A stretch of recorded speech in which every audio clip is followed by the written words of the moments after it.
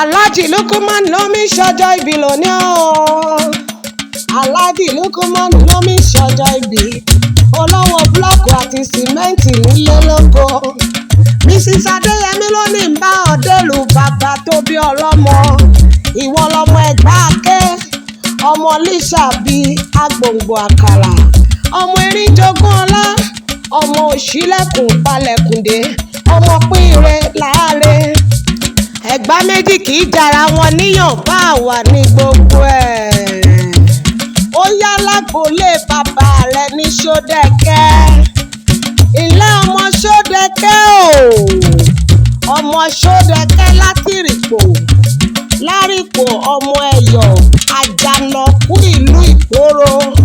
Erímú pọ̀tọ́pọ̀tọ́. Oko tinú omi mu.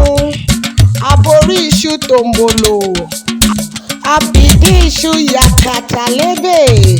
Ọmọ Sodeke o. Abódò láàrin oko. Happy birthday to you, Alhaji Lukman. Happy birthday to you. Wàá ṣọ̀pọ̀lọpọ̀ ọdún láyé nínú àlàáfíà ara.